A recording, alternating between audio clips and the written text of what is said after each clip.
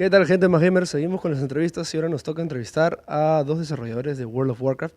Nos van a hablar un poco sobre el regreso de Vanilla, que es algo que está esperando la comunidad un montón, y la nueva expansión que se ve increíble. Así que, gentlemen, how are you? Hi. Hello. How are you? So, can you please tell us your name and what you do with World of Warcraft? Sure. My name is Ray Cobo. I'm a lead producer for World of Warcraft. My name is Patrick Magruder. I'm a lead gameplay engineer on the World of Warcraft team. So, the announcement, well, two big announcements, right? Vanilla is returning, so that's amazing. What can you tell us about this? First of all, the cinematic, like backtracking and everything, and back to the first cinematic where you see the dwarf with the bear, and The hunter dwarf. I remember that. It's amazing, and it looks looks awesome. I don't know if you remake the cinematic. It's the same. Same. We just Still looks amazing. Our cinematics team is the best in the world. Yeah. So, what can you tell us about the returning of World of Warcraft Vanilla? Well, we're really excited about it. We know the fans have been asking about it for a long time. The development team is very excited about it as well. We got a lot of things we got to figure out still in terms of what the specifics are. But for now, we wanted to announce that we were working on it. We are committed to bringing that experience to you guys again, and we're hoping that we can deliver something that's worthy of the original experience that we had going into WoW for the first time. Yeah, exactly that. There's a tremendous amount of work to do. We're really looking forward to doing it. Super excited, and we're just super excited about it. So no details yet. Nothing about payments, reward graphics. Working all that out. Way too early. Way too early. We don't fully even know exactly what it is we're doing. All we know is we want to bring back that classic feel. Okay, so it's like an extra super announcement, something like that, like an extra surprise for. Yeah, we'll have more stuff to talk about in the future, and as we get more details and we start to figure things out, we'll be able to communicate that to the fans and to the players. Okay, perfect. And the next big scene, the next expansion, Battle of Azeroth, the classic battle of Horde versus Alliance is returning.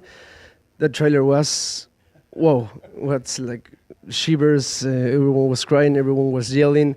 The first scream for the Horde, and then I was waiting. Where's the Alliance scream? And then you see the Alliance scream. It was like, it was amazing. So it's back to basics, right? Yes. Like orcs versus humans. Is even the key art, you see a human versus an orc, right? The two faces. So what can you tell us about what can we expect from this new expansion?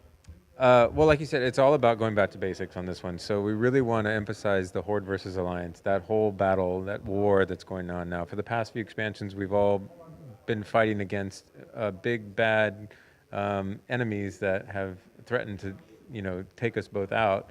We've had to come together and figure out how to defeat them. Well, now we've pushed back the Legion. We have a little bit extra time now. Teldrassil is on fire. Lordaeron lies in ruins. Shots fired on both sides. So at this, we don't know.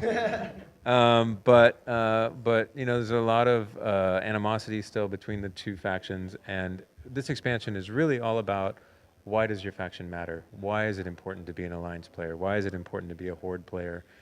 We really want that feel to come out throughout the expansion, and we've got a ton of features and a ton of new content and a ton of new environments for the players to explore. So we're really hoping that that players enjoy it and we can put it in your hands. Yeah, there's also a tremendous amount of new content. Like you mentioned, there's going to be two continents, 6 zones for each, 3 Alliance, 3 Horde, 10 dungeons, 4 starting dungeons for Horde, 4 starting for Alliance, 10 total at max level. There's also new gameplay features with islands and war fronts to really drive home the idea that this is a war.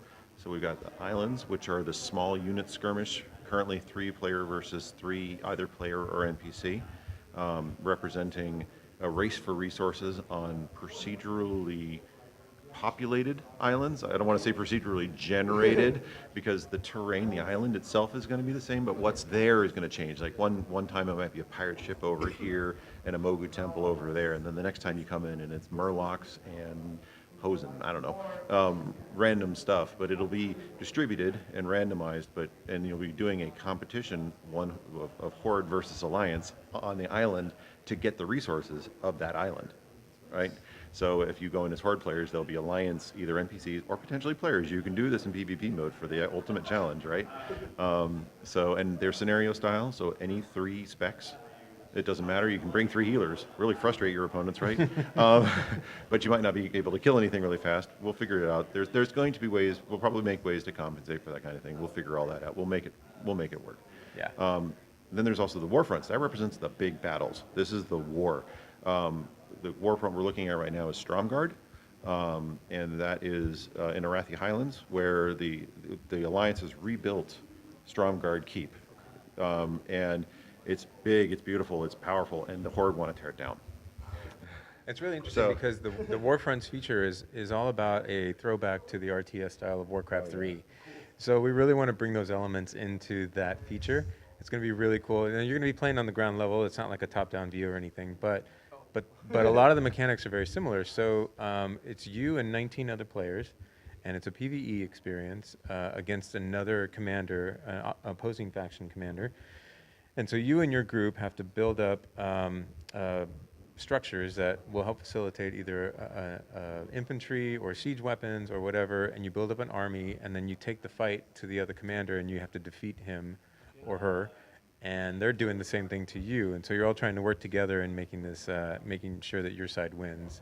And do you need resources to build this stuff? Absolutely. So the first thing you're going to do when you get there is you're going to start to gather wood, you're going to start to gather metal, you're going to start to gather gold. Yeah, exactly. And then you decide, like, what do I want to build first? Do I want to build a barracks? Do I want to build a lumber yard?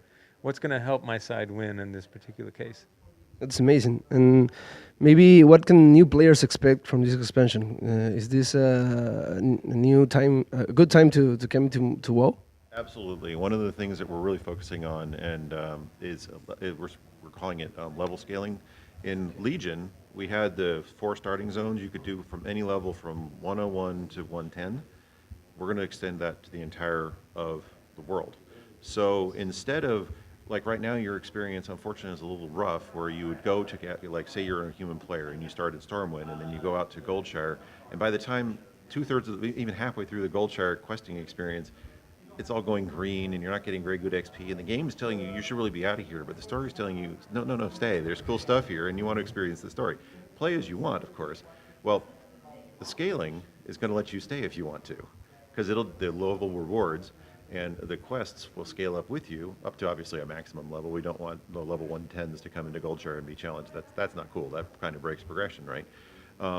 So it'll have a twofold benefit. Number one, you'll be able to stay around and do the quests and experience the fun. And number two, players of different levels can group together and do this stuff because it's in a scaling zone. Just like Legion, where you're a 101 and a 106, you could group together and do stuff, and the 101 gains experience as if he's a 101, the 106 gains experience as if he's a 106, the 101 fights 101s, the 106 fights 106. A lot of math, but it works out. And it works out to a really fun experience for the player. So we're going to have that. And the scaling zones is a really great opportunity for both the new player and the returning player, and the player who wants to participate in another one of our new Battle for Azeroth features, Allied Races. Mm-hmm. Allied Races, we're adding 6 new races, 3 to the Horde, 3 to the Alliance. And one of the features of them is once you have unlocked them, they don't actually come straight out in the box. You have to do some questing and stuff to learn the story and unlock them for your account. But once you unlock them, you can create a new character of that race, or race change an existing one if you wanted to. But there's an advantage to leveling one, and then you'll get a new piece of cosmetic armor that we're calling the Heritage Armor that looks really amazing and is unique and shows off the unique flair of that race. So like the Dark Iron Dwarves is like super like metallic, dark, big shoulder pads, really awesome dwarf-looking stuff, and the Suramar Elves have the ephemeral stuff that you're used to seeing on the Suramar Elves, obviously dialed up a notch for awesomeness for the player, right? So new players can play with veteran players with a new character, and they can experience the whole thing, right? Absolutely, yeah. And all of this is essentially, it's a race for resources in Battle for Azeroth as well. There's a new resource called Azerite, and we'll learn about that as we get through the tail end of Legion and you start to understand why that's important. But basically, this particular resource fuels the war effort for your faction. So the more of it you have, the better your chances are of defeating the other faction. And as an example, it's going to give you specific player power. So at the beginning of Battle for Azeroth, you receive what's called the Heart of Azeroth, which is an amulet. And that amulet helps amplify certain pieces of your gear. So your chest piece, your shoulder pieces, and your helm will all have certain elements that will get powered up by the Azerite, however much Azerite you have and what level of Azerite you have. So it's similar to the artifact system that we did in Legion, but now we've taken that and we're expanding that to a new set of choices and a new set of player power. And that's basically what's going to help your faction. Not only you be more powerful as a player, but also help your faction in like the war fronts. It's going to unlock certain tech trees on the buildings and give you more abilities to like defeat the opposing faction. And so really it's a war against, it's a war for resources. And how can we expect the faction war to work? So seasons maybe. How's that gonna work? Well, like we were talking about before, like Pat mentioned, we have islands and we have war fronts, and these are elements that are going to basically perpetuate the battles that we're going to have when we face off against Horde versus Alliance. We also have 2 new arenas. We're going to have a battleground as well that you can do as PvP. The islands are going to have a PvP option as well as a PvE option. So there's a lot of opportunities to kind of bring the war and the conflict together, and even as you level up, so the Alliance is going to level up on a Kultiran continent where you have 3 distinct zones, and the Horde are going to level up on the Zandalar continent, the Troll continent, which also have 3 different level up zones. And as you get to max level, you actually get sent to the other continent, which something we're called War Campaign, and that is going to basically essentially double the content that you get to experience, and so it's going to be a lot of opportunity to kind of accentuate the conflict and the Horde versus Alliance experience. Cool. And what does this expansion means to the World of Warcraft universe, to the Warcraft universe? Well, it's like when you said when we began, it's a return to the roots. It's a return to Horde versus Alliance. It's the big bad of the burning crusade of the Legion is gone. Well, now what? Well, all these old enmities that we'd put aside because frankly we had to bubble right up, and along with Azerite bubbling out of the surface, and there's this fantastic new powerful resource, Azerite, that everyone wants, and war. And it's back to basics. It's back to Horde versus Alliance.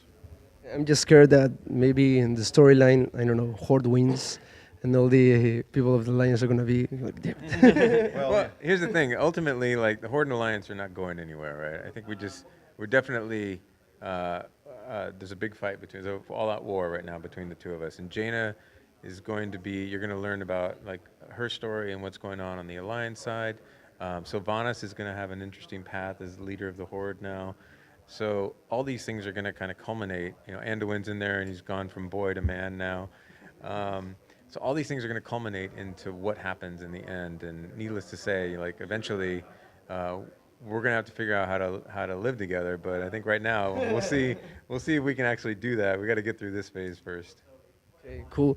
And in terms of like new gameplay mechanics, are we gonna see any like changes in our characters and the way we play the game? Know that the new features, the new quests, like maybe something changed about the. One of the more interesting changes is what Ray mentioned, the Heart of Azeroth. You will be getting a new neck piece. It's an artifact, and similar to how artifacts in Legion worked. You'll level it up by means of acquiring the Azerite, similar to artifact power, right? The difference is it's universal for your character. You don't have to worry about is it my holy spec or my red spec or my prot spec. It's your character. Mm-hmm. None of this. Oh man, I put the AP in the wrong item stuff, or which we've all done.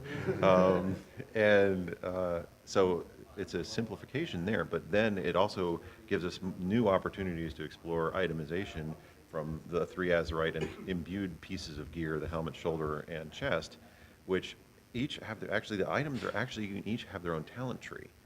So it'll basically be represent. Yeah, there's going to be a lot of options for customization, and like say you get a mythic piece of dungeon gear, it'll have 3 or 4 choices to choose from that require Heart of Azeroth level something, to get. And as you level up your Heart of Azeroth, you will unlock the things in your gear. And then you'll get better gear, which requires higher art. So it's the Heart of Azeroth really is going to be the continuous progression system for the Battle for Azeroth for your character. So when you talk about new character systems, there you go. It's obviously it's got some similarities in its roots in artifacts, but I believe very strongly that it is a significant enhancement, and especially when you add all the customization that comes from the 3 pieces of armor, and you can change. Don't have to necessarily wear that armor. You can put on another piece. But another interesting thing to note is when you get a shoulder drop from a dungeon boss, it's going to be the same. The pieces themselves are not randomized. So people will be able to make decisions of, I really want that one. But so that aspect will be back, because like in the Netherlight Crucible, we tried to make that a little bit better, a little less randomization, so you can choose, similar to that. So we keep learning and moving forward. Cool. So we can expect new legendary weapons, armors, and all that stuff, right? Of course. Yeah, I think all that stuff is going to be infused with the Azerite system, and so we're looking at how to best roll that out. And your artifact weapon is going to go away. We're going to give that a nice sunset, epic storyline at the end. But we'll roll that out a little bit later, just before we come out with Battle for Azeroth. And then this Azerite system is really going to be the thing that's going to allow you to progress, like Pat was saying, as a power progression for your character for Battle for Azeroth. Cool. It sounds very refreshing too. Yeah. So when can we expect this new expansion? Well, we're hoping for 2018 at some point. We're not exactly sure yet, but we're in the middle of development. You guys have seen what we have out on the floor. We got 2 zones. We got 2 dungeons to play. Ultimately, we're trying to build 6 zones, 10 dungeons, 1 raid, all this Azerite stuff, tons of new armor and power. All the allied races. There's 2 allied